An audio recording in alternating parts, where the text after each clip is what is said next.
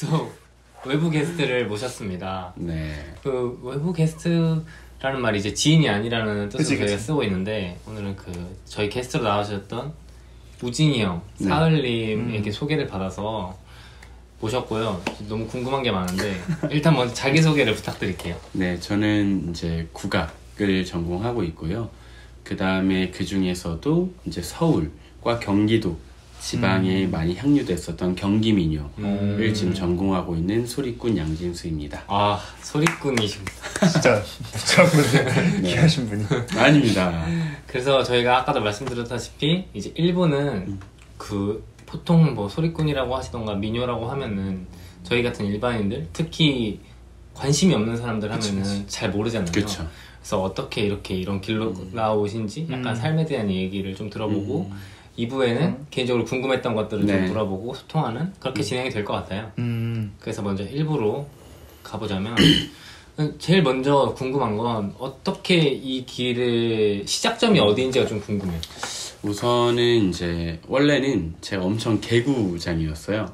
그래서 이제 동네 어른들 똥침 놓고 도망가고 아 진짜요? 지기구장신데. 벨티라고 아시죠? 아 맞죠. 맞죠. 그래서 옆집에 꾸준하게 이제 아침에 등교를 할 때 네. 같은 시간대에 벨티를 하다 보니까 네. 한 4일째 되는 날에 서 계시더라고요. 아 진짜요? 성실한 문- 개구장이셨네요. 문 앞에 딱 해서 바로 이제 저라는 걸 알고 계셨고 네.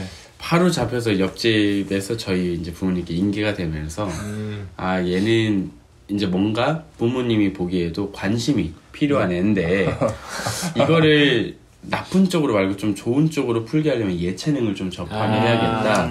그래서 이제 그때부터 그림, 뭐 음악 이제 이런 것들을 좀 접하게 됐는데 네. 아무래도 기독교 이쪽이다 보니까 그런 성악을 접하게 됐었어요. 아 진짜요? 네, 그래서 성악을 하면서 공연도 하고 교회 쪽. 네, 교회 쪽에서 아. 이제 해서 대회도 나가고 해서 성악을 전공을 하다가 네. 아무래도 외국의 노래고 네. 하다 보니까 그 언어도 배워야 되고 아. 무슨 제스처도 저에겐 너무 어색했고 이제 그러던 와중에 학교 방과 후에 국악 수업이 있었어요. 초등학교 때. 네, 초등학교 때 한국음악 이런 수업이 있어서 뭐 민요를 배우는데 네. 그 가사나 이런 것들이 저한테는 바로 이해가 되는 거죠. 아 그쵸. 네, 서양 음악과는 다르게 다르네요. 그래서 이거 재밌네 또 있었고 시골 가서 네. 노래를 하면 이 성악 부를 때보다 민요를 부를 때 네. 훨씬 더 경제적인 이득이 좋았어요. 아, 왜냐면 한탕 땡기기. 그렇죠. 어른분들께서는 이 민요를 한다는 게 훨씬 더 맞아, 그쵸, 친숙하고 맞죠. 그러니까 솔직하게 뭐 어떤 뭐 이게 끌렸다 이런 걸 하기보단 어릴 때는 순수하게 그런 게 좋았던 것 같아요. 뭐 솔직하게. 네. 근데 이제 이렇게 접하다 보니까 초등학교 때는 이제 저 하나밖에 민요를 하는 사람이 없었는데 그쵸. 저기 예술중학교에 가면 많은 학생들이 있다라고 하는 거죠. 그래서 뭔가 좀 이걸 해서 예술학교를 가고 싶다. 열심히 입시를 했죠. 초등학교 한 4학년 때부터. 되게 체감상 거의 대학생인데. 놀 때인데. 네, 이제 그때는 진짜 방학이고 뭐고 해서 예중을 이제 갔던 것 같아요. 그래서 이제 국립전통예술중학교에 가서 이제 갔더니 그때부터는 사실 생각하는 것들을 다 잘리게 된 것 같아요. 생각하는 손, 생각하는 발 다 잘린 채로 끌려가는 느낌? 약간 거기에 있는 커리큘럼이나 네. 그런 것들. 제도화. 그냥 자연스럽게 이게 중학생들이 어떤 사고가 네. 사유가 뭔가 딱 올바르게 설 수 있는 나이는 쉽지 않다라고 그쵸, 생각을 어리죠. 하는데 그러다 보니까 어른들이 경쟁, 얘는 뭐 잘하는 애, 못하는 애, 당연히 기준은 있을 수 있겠지만 그냥 거기에 어떻게든 끼워 들어가려고 노력하다 보니까 예고 입시를 보고 있었어요.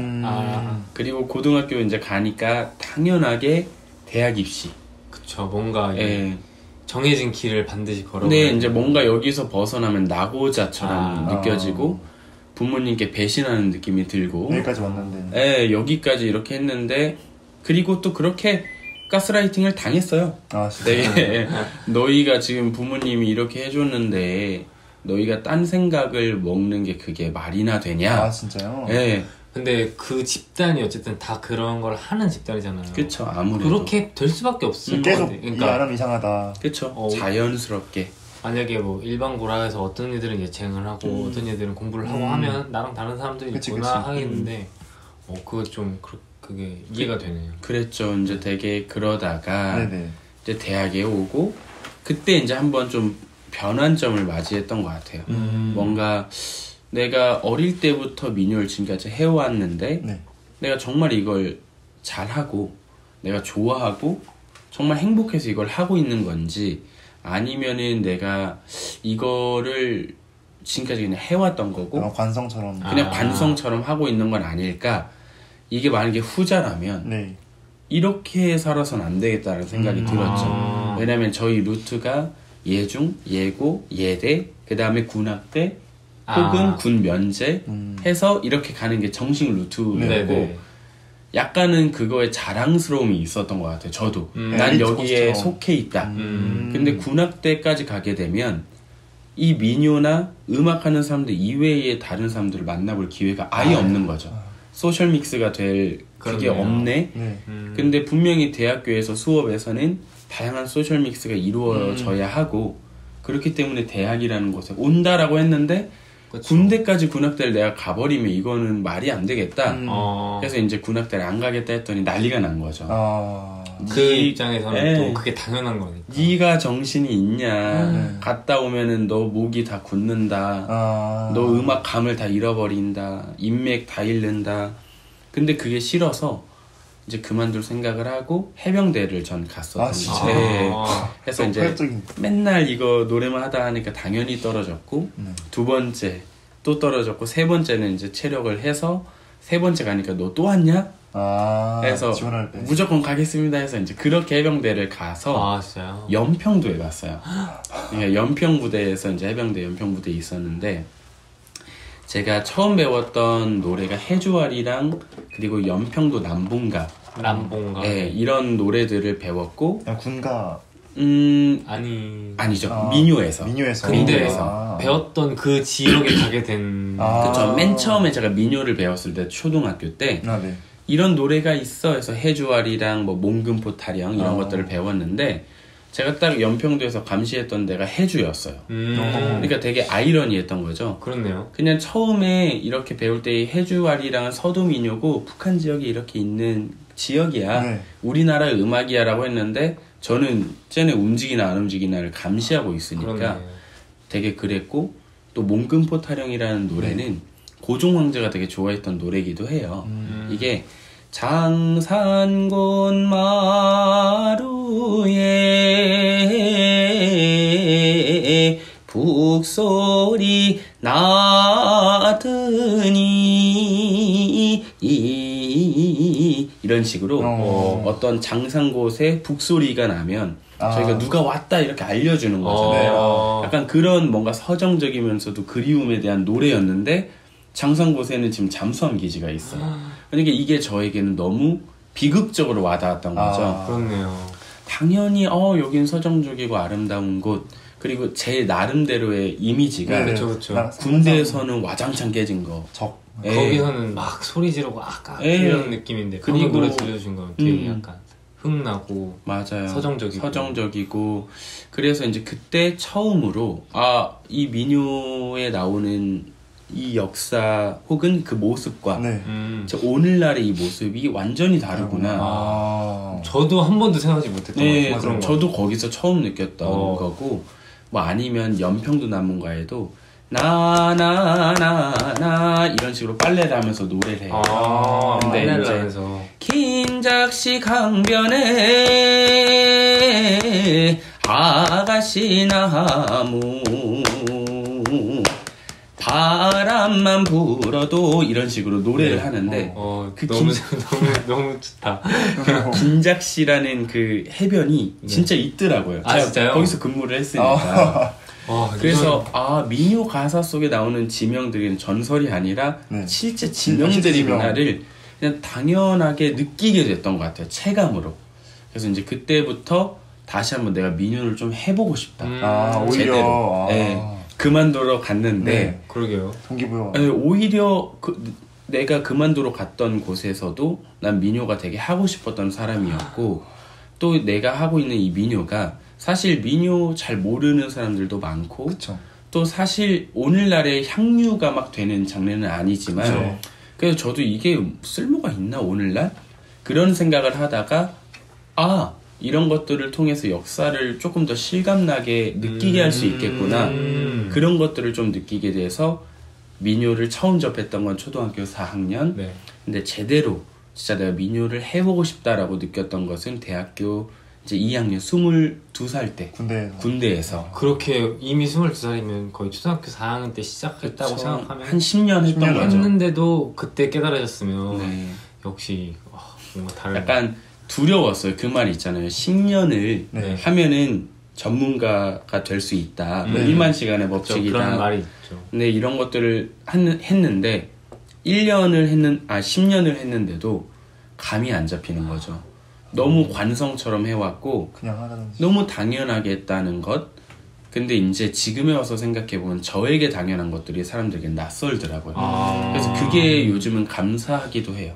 그러니까 뭔가 한국인으로서 저는 당연하게 그냥 한국적 멜로디, 한국적 어떤 그런 문화가 당연했는데 네. 당연하지 않은 이런 것들을 보면 나는 이런 것들을 더 잘 알려줄 수 있겠다. 그게 요즘은 저의 이제 하나의 그게 프라이드가 되고 있는. 오히려 군대에 가셔서 그런 일반인의 시선에서 역으로 맞아. 바라볼 수 있는 기회가 됐던 거네요. 네. 너무 뜻깊네. 그게 이제 제가 지금까지 좀 해왔던 것들을 축약했던 거였고 군대를 다녀온 이후부터는 네. 지금 저기 제가 꺼내놨는데 민요책 예, 이렇게 민요책이 있어요. 그럼 여기 있는 뭐 네. 가사 나오는 지역들을 네. 다 이렇게 찾아다녔던 것 같아요. 진짜요? 실제로 가서. 네, 지도처럼 한번 이거 네, 뭐. 보여드릴까요? 이런 책인데 여러 가지 책들이 있는데 저는 네. 이걸로 배웠었거든요. 그래서 이제 이런 것들을 뭐 보면서 예를 들어 어디다 뭐 직룡보국당 뭐 어디다 하면 이것도 직접 가보고 쳐보기도 하고 이런 것들을 하면서 대학 시기를 보내시고 지금은 이제 석사 과정을 또 하고 있고요. 그 되게 신기한. 제가 표현을 잘 못하지만 되게 가치라는 게 약간 느껴지는 오히려 뭔가 저희 상상에서는 당연히 아까 처음에 말씀해 주셨던 것처럼 어렸을 때부터 그런 정해져 있는 코스를 밟아오셔서 지금까지 오셨다라고만 뭔가 일반적으로 생각을 했는데 뭔가 그런 과정들이 있었고 그런 노력들이 있었다고 하니까 뭔가 더 와닿는. 어유 감사합니다. 근데 이거 진짜 누가 들어도 그럴 것 같아요. 신기한 거죠. 그래서 이제 민요를 이렇게 또 접했고 네. 이제 민요를 해오면서 사실 그랬던 것 같아요. 이 민요를 통해서 뭐 궁극적으로 이루고 싶은 게 뭐냐라고 했을 때는 네. 제가 이게 조금 부끄럽긴 하지만 재작년에 대한민국 인지상을 받았어요. 저 사실 인스타 염탐했습니다.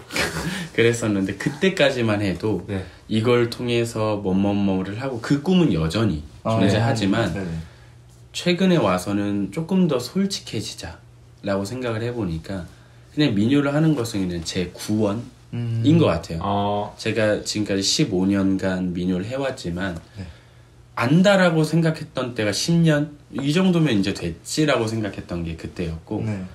제대로 해야지라고 했을 때부터는 다시 또 잘 모르겠고 그러니까 이게 오랜 시간을 해왔음에도 다 아는 줄 알았는데 모르는 것들이 이만큼이나 더 있고 또 모른다고 생각했던 부분들이 또 점점 되어갈 때 네. 나라는 사람이 어려운 것들을 극복해 나갈 수 있는 사람이구나. 그러니까 계속해서 좀 지혜가 되는.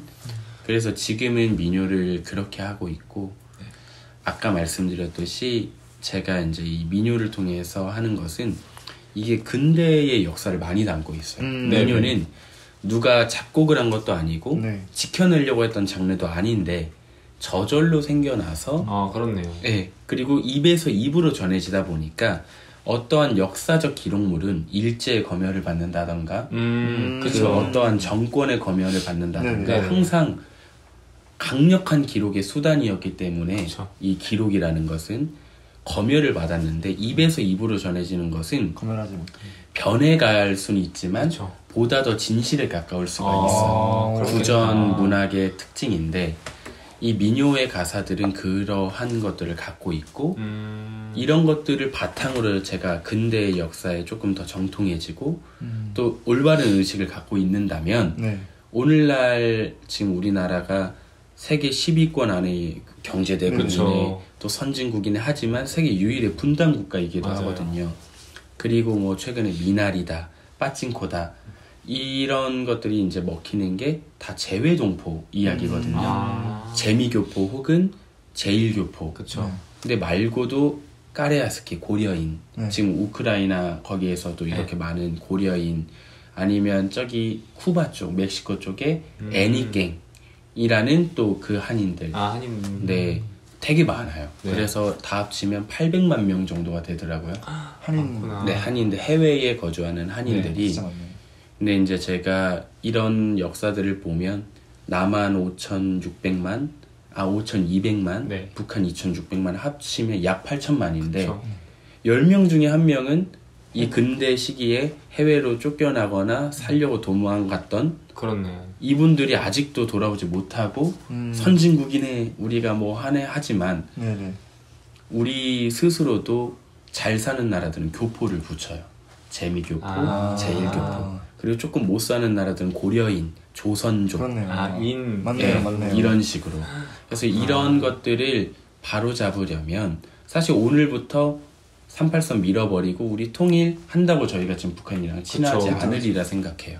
그래서 문화적으로 우리가 뭔가 동질성을 확인할 수 있는 것들이 전초 작업이 되어야 정말 나중에 이게 되더라도 올바른 통일 혹은 올바른 이런 것들이 바로 잡힐 수 있겠다. 이게 제가 좀 민요를 통해서 좀 이루고자 하는 그런 거인 것 같은 같습니다. 민족성을 공유할 수 있게. 그쵸. 정체성을 네네. 공유할 수 있는. 저 두 가지 생각이 드는데 네. 하나는 일단 제가 최근에 그런 생각을 했어요.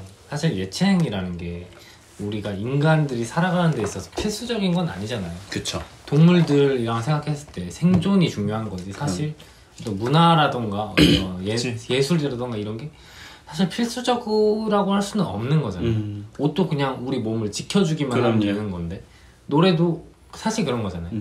그래서 왜 이게 필요할까? 난 이 당위성을 어떤 식으로 생각을 해야 될까라는 생각을 많이 했거든요. 최근 들어서. 네.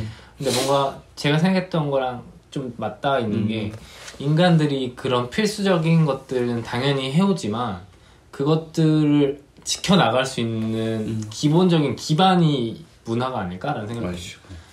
약간 그래서 말씀하신 게 되게 와닿았던 게 그런 문화적인 교류나 기반이 돼 있어서 뭔가 가치관이나 이런 게 분명히 같을 수는 없겠지만 공유하고 있다는 느낌을 받는다는 게 난 되게 중요하다고 생각하거든요. 같은 사람이다 약간. 요즘 막 힙합이 엄청 유행하잖아요. 그러면 우리가 흑인 문화인데 흑인도 아니 뿐더러 막 갱 이런 것도 없고 근데 왜 이런 게 있을까 하면 어쨌든 그런 문화를 공유하고 싶은 마음 때문에라고 생각을 했어요. 이게 정답이 아닐지언정.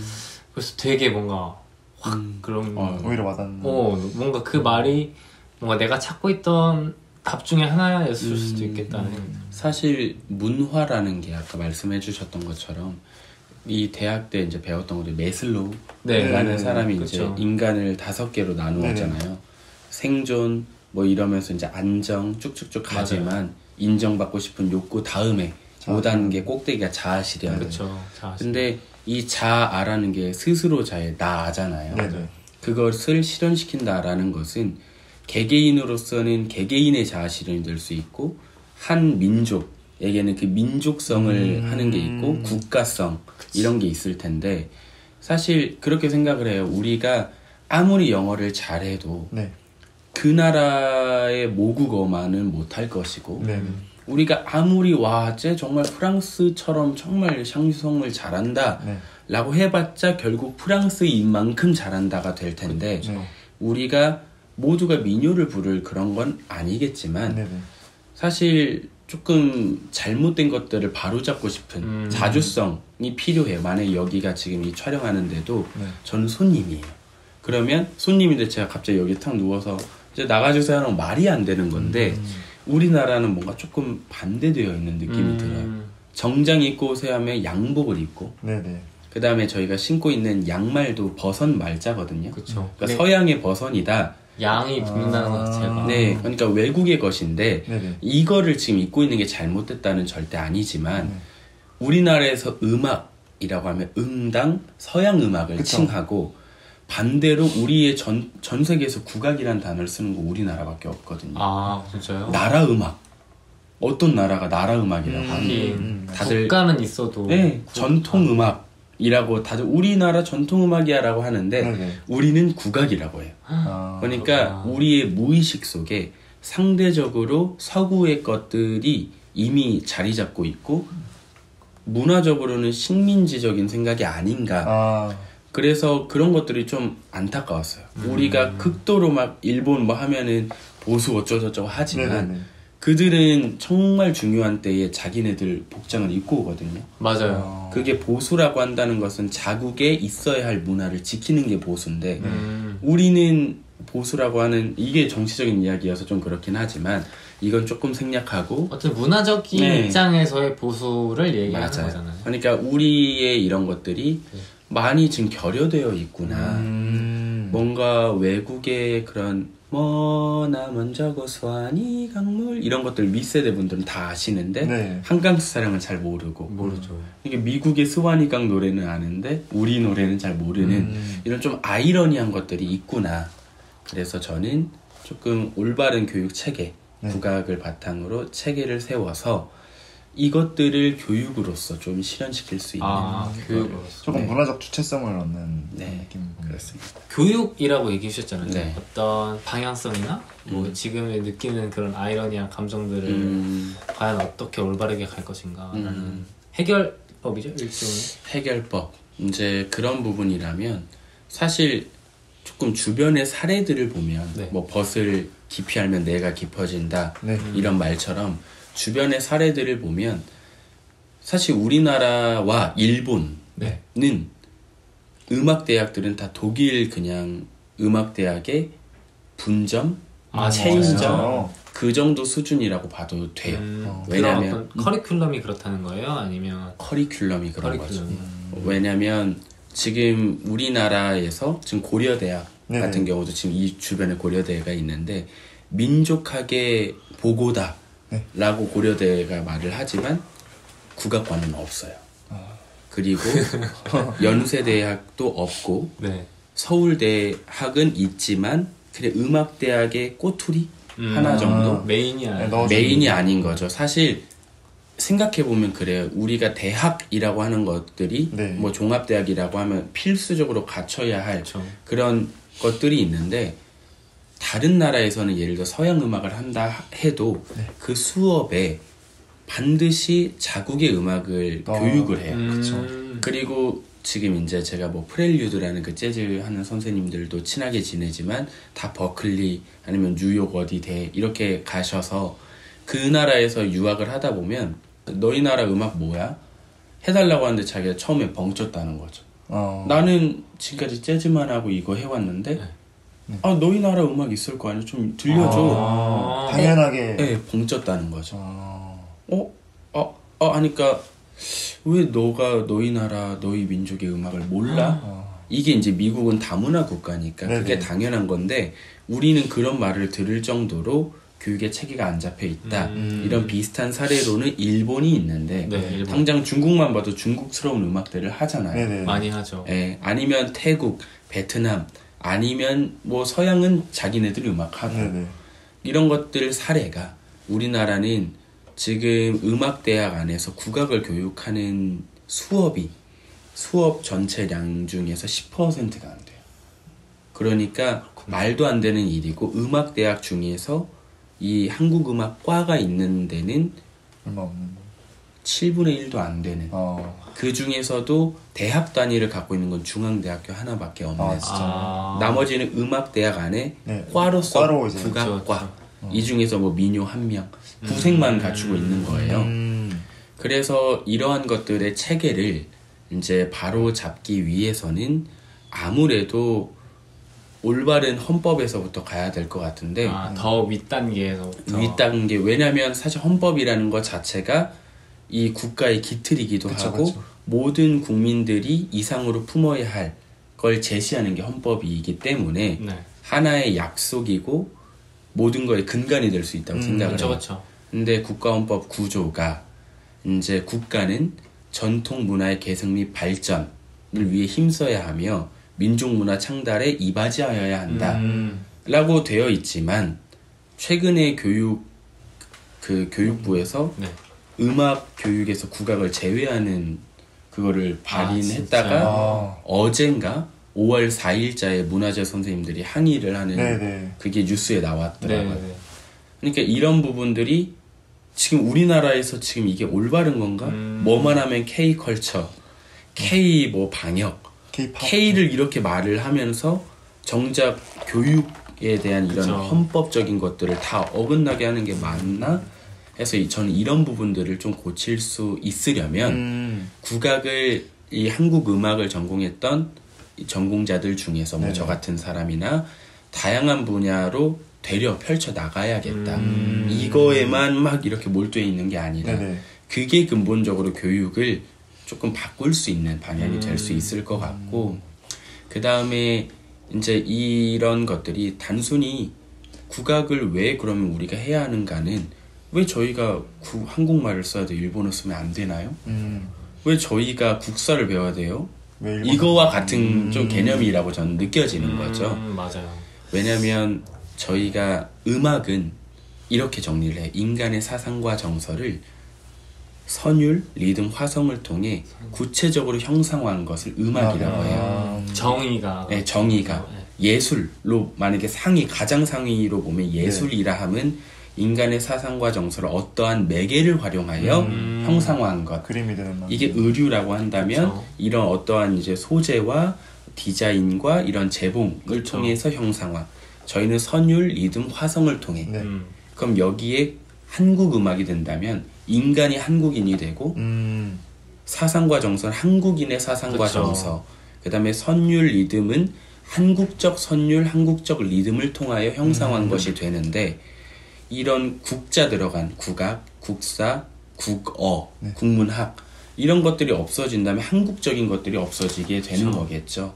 그래서 이런 부분들에 대한 많은 토론, 많은 교육이 네네. 지금은 결여돼 있어서 이것들을 좀 해야겠다. 첫 번째는 이렇게 생각을 하고 있어요. 뭔가 제가 느낀 거는 한국이 이제 빠르게 발전하다 보니까 그만큼 놓치는 게 좀 많은 것 같아요. 읽고 포기하고. 맞아. 그렇죠. 그리고 제가 또 느끼는 거는 이제 교육을 어쨌든 하려고 하시는 입장이잖아요. 다양한 방법이나 이런 걸 통해서. 근데 이제 교육을 받는 사람들도 어떤 그 입장이 있잖아요. 네. 제가 생각하기에는 좀 뭐랄까 좀 생각해야 될 문제인데 교육 받는 사람 입장에서는 예를 들어 저희 과라고 하면은 1학년 때 서양 복식사를 배워요.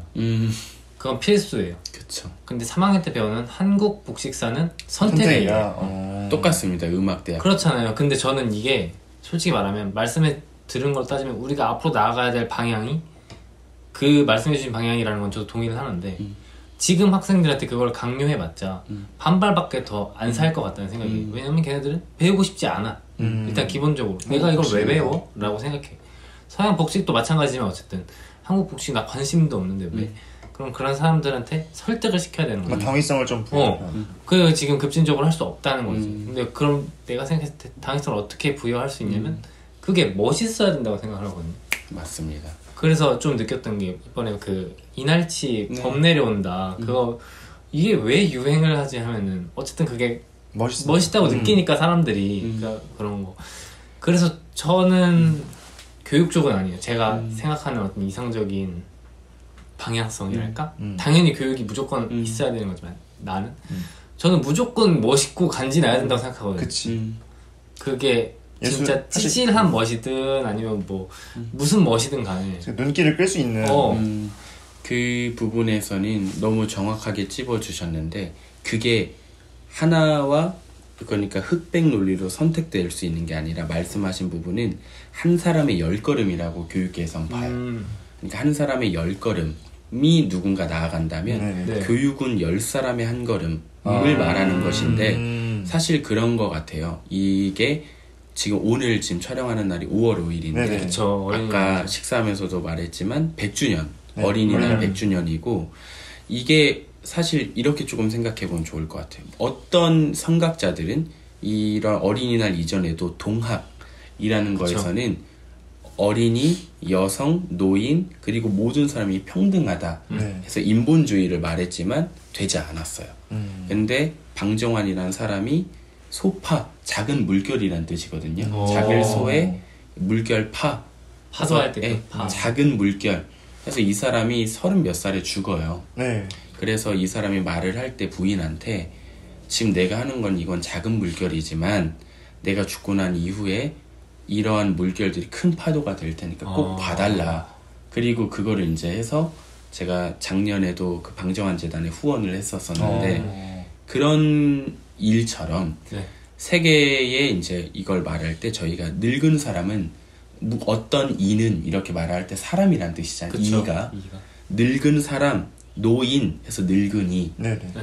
청년은 젊은 사람, 젊은 이처럼 어린 아이, 그러니까 어린이라는 명칭을 그때 만들었는데 그 이전에는 딸년, 아들 새끼, 아들놈, 애새끼 이런 식으로 불렀어요. 이 애새끼가 뭘 한다고 이렇게 하는 게 아니라 그냥 어린이, 그 단어 같은 사람으로. 같은 사람으로서 처음 봤던 10사람의 한 걸음을 이뤘던 거죠. 그래서 한 사람이 10걸음을 가더라도 저희가 유튜브에 많이 보잖아요. 시대를 너무 빨리 타고났다. 맞아요. 그때는 인정을 못 받았다는 거죠. 그러니까 이 사람들이 나아갔을 때 이 사람들이 멋진 걸 계속 할 수 있으려면 향유할 수 있는 소비층이 필요해요. 맞아요. 그쵸? 네. 그래서 이 소비층을 이루는 건 결국 10사람의 한 걸음이기 때문에 같이 가야 돼요. 그게 교육의 어떤 그쵸? 필요성이겠네요. 왜냐면 이날치 이전에 지금 유튜브에서는 NPR이라고 네. 그 NPR 음악하는 사람들은 다 아는데 옛날에 BTS가 NPR 나왔다고 난리 났던 적이 있어요. 근데 그 한복 아닌가? 그 BTS 맞습니다. 그쵸. 네, 근데 그 BTS 이전에 아예 그냥 아시아에서 최초로 싱싱이라는 팀이 NPR에 최초로 올라갔던 적이 있어요. 그래서 거기에서 반주해 주셨던 분들이 나와서 만든 게 이날치예요. 그러니까 그 싱싱이라는 그거는 아까 말씀하셨던 것처럼 지금도 계속 조회수가 꾸준히 올라가고 있고 외국에서 그게 현대카드 언더스테이지에서 공연을 했는데 네네. 프랑스에서 그 공연을 보러 당일날 올 정도로 그냥 바로 매진이었죠. 네. 샘 스미스보다 빠르게 매진됐다고 진짜요? 들었어요. 그 언더카드 스테이지에서 할 때. 그렇지만 한국에선 알아주지 않았어요. 그러니까. 그쵸. 저도 몰랐어요. 예.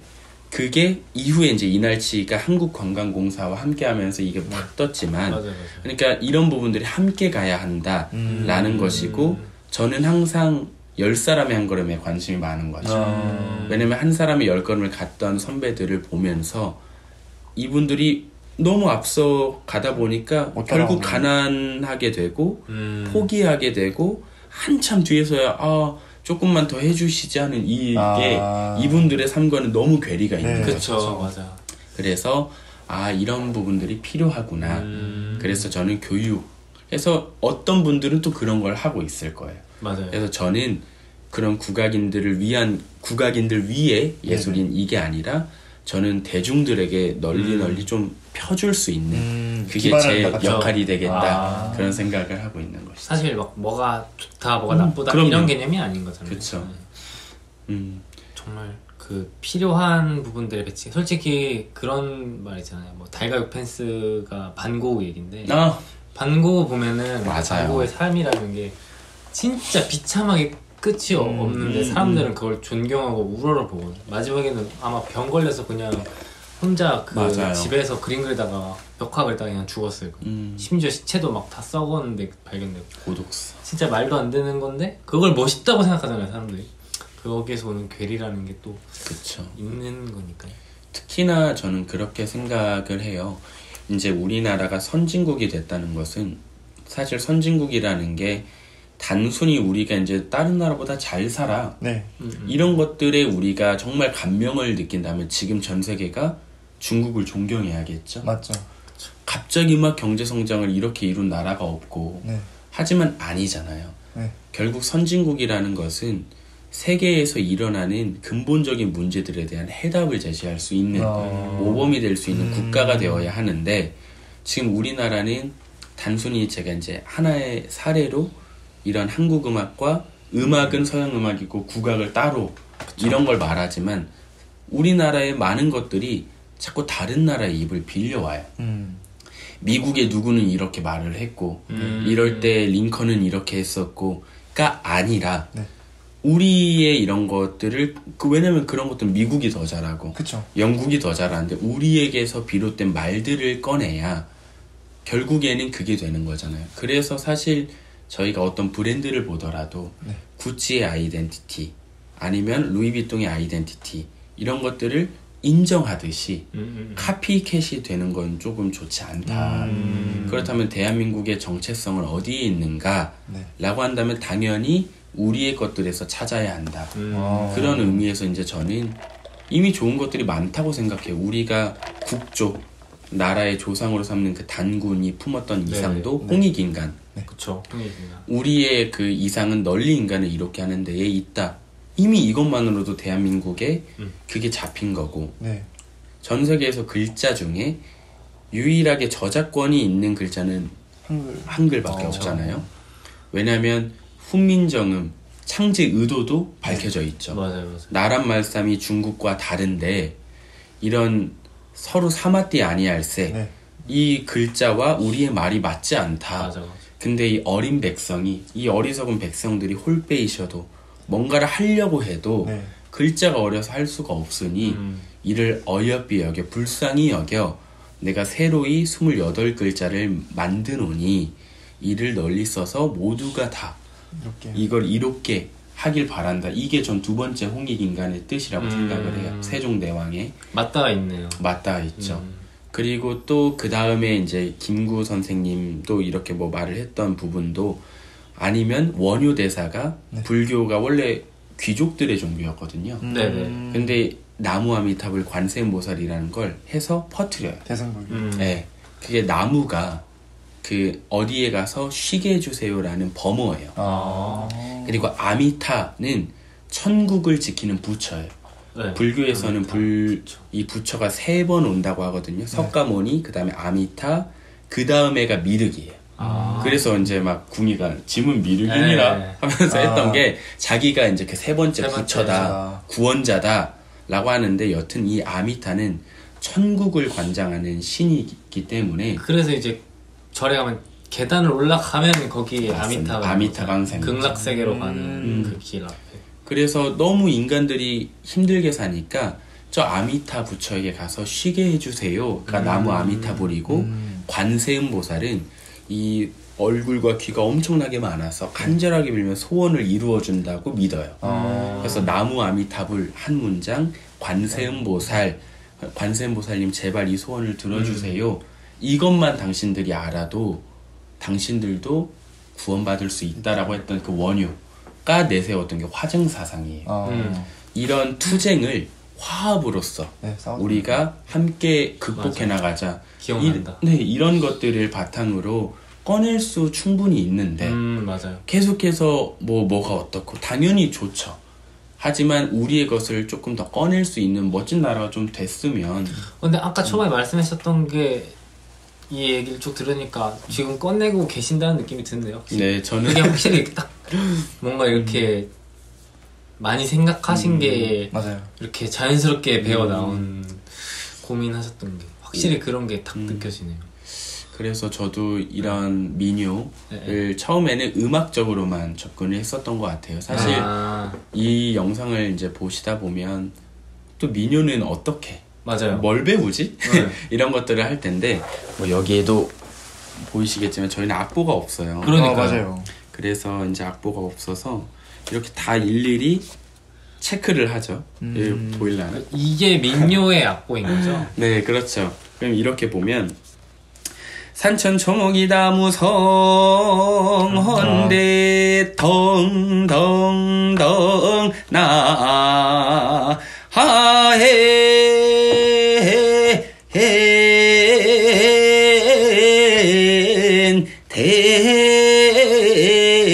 이런 식으로 이거를 이제 본인이 알아볼 수 있게 자기만 기보를 하는 거죠. 이게 약간 구전 구전이죠. 문화의 네. 특징인 거죠. 이렇게 배우는 나라가 인도와 우리나라가 아 진짜요? 구전으로 배워요. 그래서 이것들의 이제 장점은 네. 장점은 계속해서 뭔가 뭐랄까 특수성이라고 구전으로만 배울 수 있는 특수한 네네네. 것들이 있거든요. 악보로는 표기되지 않는 맞아요. 것들. 맞아요. 뭔가 이렇게 좀 더 디테일하게 표현할 수 표현할 수 네. 그런 것들을 이제 저희 국악에서는 한국 음악에서는 성음이라고 성음. 하는데 이제 그게 그냥 단순히 에구 이렇게 멜로디만 가는 에구 이런 식으로 성음을 낸다라고 하는 것들이 있고 단점은 네, 단점. 이게 악보를 계속해서 보다 보면 새로운 곡일지라도 네. 바로 볼 수가 있는 반면 얘네들은 다 일일이 배워야 또 돼요. 익혀야 되고 그러니까 네. 대중화되기가 좀 어렵죠. 어려운 게 있네요. 그래서 이게 대중화, 국악의 대중화 이게 또 자연스럽게 이제 오늘날의 퓨전 국악은 어떻게 이제 나아가야 하는가 이런 방향으로도 이어질 수 있을 것 같은데 그럴 것 같아요. 저는 국악과 한국 음악과 전통 음악을 구별하고 있는데 구분하고 있는데 국악과 한국 음악과 전통 네. 음악을 네, 이 국악이라는 것은 딱 엄밀히 말하면 일본이 만든 언어예요. 그래요? 저희가 국민학교 사라졌죠. 그죠, 이게 없어졌죠. 한국 신민학교의 줄임말로 국민학교여서 초등학교로 바꿨어요. 네네. 국사. 국사. 또 그 나라 역사 말이 안 되죠. 그래서 그거를 이제 일본 기준으로 조선사, 그러니까 국사였던 것을 한국사로 바꾼 거예요. 요즘은. 그리고 하지만 국악이라는 단어는 지금 그대로.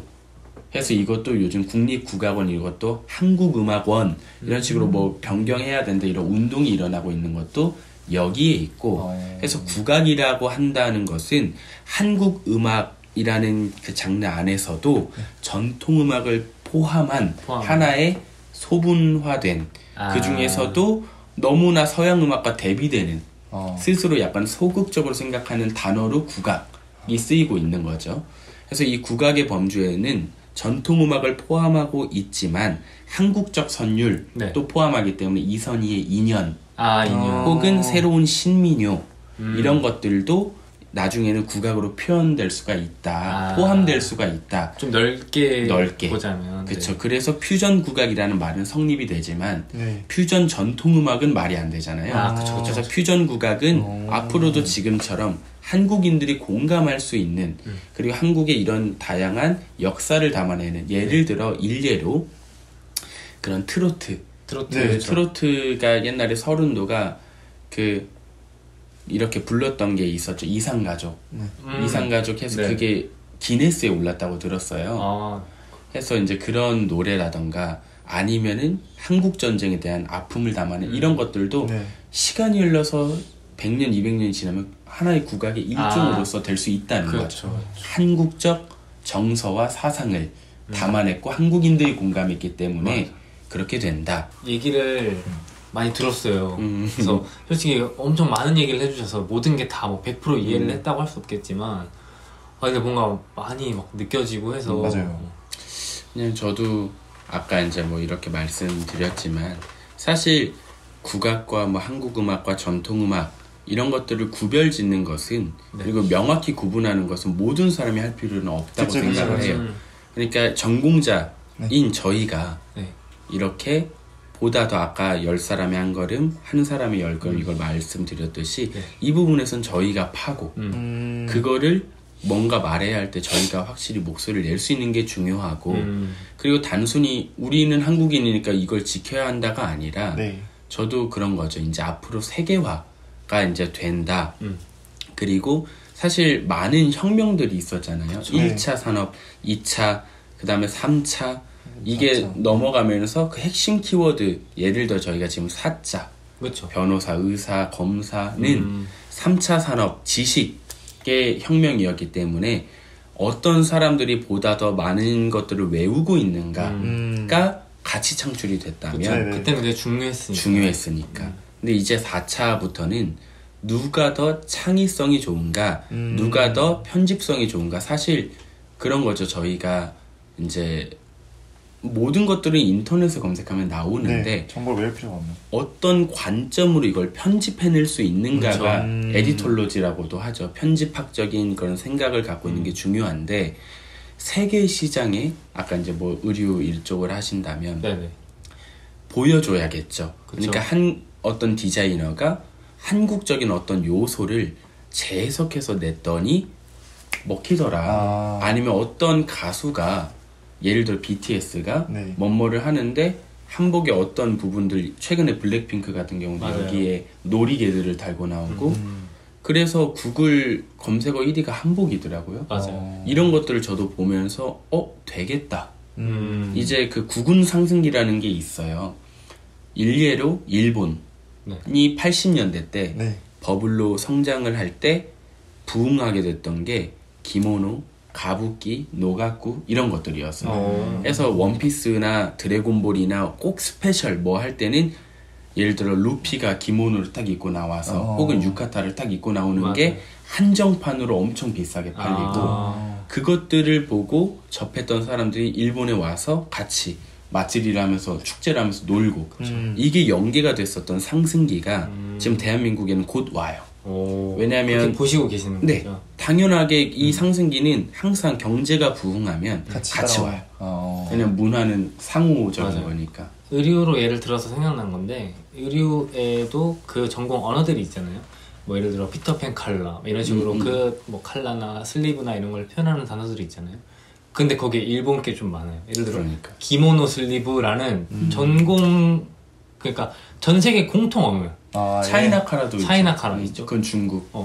그런 게 이제 없단 말이에요. 예를 들어 뭐 저고리 뭐 이런 게 영어로 저고리 이렇게 안 쓰이는데 근데 먹방 이런 거 신조어로 지금 쓰이고 있죠. 쓰이죠. 그런 식으로 생각하면은 어떤 문화적인 거에서 분명히 좀 더 올다. 가시적으로 보이고 있는 것도 분명히 있다.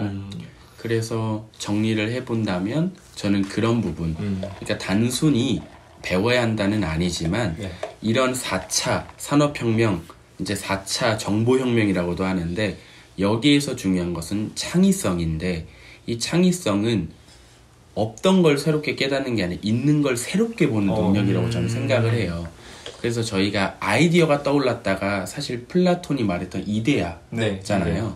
이데아가 아이디어가 됐던 것처럼 우리의 이런 전통을 지금까지는 제대로 보지 못했지만 다른 나라에는 없는 것들이니까 그들에겐 새로움을 줄 수 있다는 거죠. 그쵸. 그래서 이걸 접목시켜서 말씀하셨던 그 부분처럼 뭐 예를 들어 기모노 슬리브 혹은 차이나 카라 이런 것처럼 정말 세계에 이건 한국적 스타일 어떤 뭐 예를 들어 댕기라든지 네네. 어떤 뭐 댕기도 포니테일 중에 하나잖아요. 그쵸. 그러니까 코리안 포니테일이다 뭐 댕기 포니테일이다 이런 식으로 재해석할 수 있는 무언가가 나온다면 한 사람의 10걸음이 나와주고 네네. 이것들을 대학이나 이런 데서 10사람이 한 걸음으로 걸음. 교육을 해준다면 분명히 2030년 40년 즈음에는 한 번쯤 그걸 할 수 있지 않을까. 저는 그런 것들을 바탕으로 지금은 이렇게 좀 열심히 공부를 해보고 있습니다. 그러면 저희 이제 말씀해 주신 것처럼 뭐 말씀해 주신 얘기만 들어도 다 느끼겠지만 전공자로서의 이야기들을 우리가 지금까지 들어봤잖아요. 네.